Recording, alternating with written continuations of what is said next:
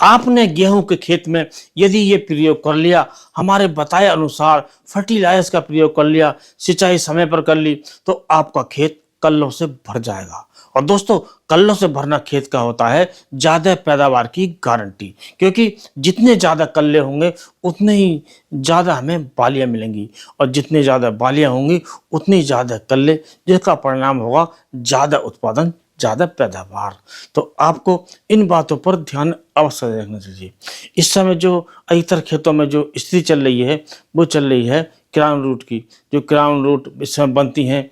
और जो स्थिति जो होती है वो होती है 21 से 25 दिन की। यदि आपका खेत इस समय ये हो गया है, तो आप अपने खेत की सिंचाई कीजिए, और सिंचाई से पहले आप जो यूरिया है उसका प्रयोग कीजिए, और यूरिया के साथ आप जिंक का प्रयोग अवश्य कीजिए। इसके लिए आप प्रति एकड़ के हिसाब से आप लीजिए 50 किलोग्राम यूरिया, और 50 किलोग्राम यूरिया के साथ आप लीजिए जो 5 किलोग्राम जिंक सल्फेट 33%, इसे आप ले सकते हैं, और आप इसका प्रयोग अपने खेत में कर सकते हैं। और यदि आपने ऐसा कर लिया, तो आपका खेत जब आप देखेंगे तो कल्लों से भर जाएगा, ज़्यादा उत्पादन मिलेगा। और दोस्तों, यदि आप अपने खेत में पहले डीएपी का प्रयोग नहीं कर पाए हैं, या कम कर पाए हैं, सिंगल सुपर फास्फेट का प्रयोग नहीं कर पाए हैं, क्योंकि इस साल भी हमारे देश में अधिकतर क्षेत्रों में जो फास्फेटिक खाद हैं, जो डीएपी खाद हैं, या जो एनपीके खाद है 12-32-16, उनकी शॉर्टेज चल रही है, हमारे किसान को नहीं मिल रही है, या कम मिल रही है। तो कुछ किसान हमारे भाई ऐसे हैं जो डाल ही नहीं पाए, या कुछ किसान भाई ऐसे हैं कि वो कम डाल पाए। तो आप पहले पानी में यूरिया मिलाकर आप डीएपी का प्रयोग कर सकते हैं, और डीएपी का प्रयोग जो आप करेंगे, और इसके साथ आप चाहें तो जो पोटास होती है, एमओपी होती है, उसका भी प्रयोग कर सकते हैं। इसका प्रयोग करने से आपको जो रिजल्ट मिलेंगे शानदार मिलेंगे, क्योंकि जब पहला पानी है, ज़मीन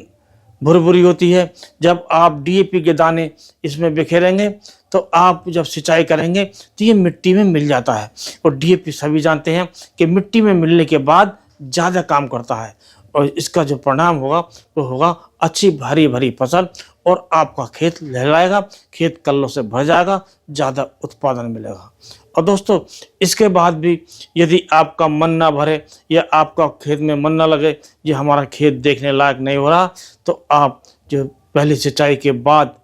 करीब पहली सिंचाई के 10-12 दिन बाद आप एक स्प्रे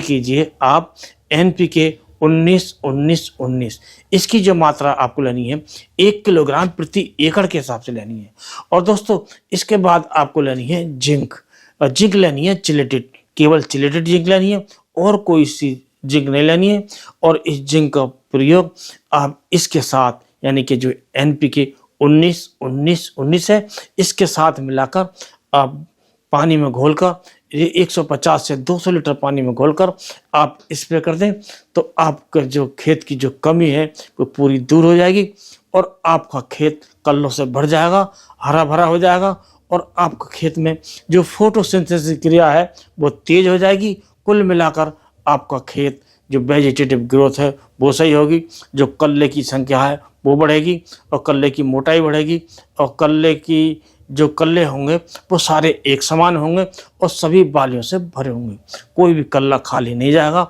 और जो भी बालियां होंगी वो दाने से ऊपर से नीचे तक भरी होंगी। क्योंकि कभी कभी ऐसा होता है कि कल्ले ज़्यादा आते हैं, आधों में बालियां आती हैं, आधों में नहीं आती हैं, तब भी उत्पादन कम मिलता है। कभी कभी ऐसा भी होता है कि जो बालियां होती हैं उनमें दाने पूरी तरह नहीं भरते हैं, कुछ ऊपर का हिस्सा खा लिया जाता है, कुछ नीचे का हिस्सा खा लिया जाता है, उससे भी उत्पादन कम मिलता है। इसका ये आप प्रयोग करेंगे तो आपको इससे पूरा रिजल्ट मिलेगा, पूरे दाने भरेंगे, दाने की जो मोटाई है वो बढ़ेगी, और बालियाँ ज़्यादा आएंगी, और आपका जो उत्पादन है वो ज़्यादा मिलेगा, और आपका जो मन है खेत देखने में आपको लगेगा। और जब आप जब कटाई करेंगे, जब हार्वेस्टिंग करेंगे, तो आपका जो उत्पादन है वो ज़्यादा मिलेगा। यदि आज का वीडियो पसंद आया हो तो वीडियो को लाइक कीजिए, दोस्तों में शेयर कीजिए। इसी प्रकार के वीडियो चैनल पर देखने के लिए चैनल को सब्सक्राइब कीजिए। आज के वीडियो इतना ही, अगले वीडियो में नए टॉपिक के साथ फिर मिलते हैं, तब तक के लिए नमस्कार।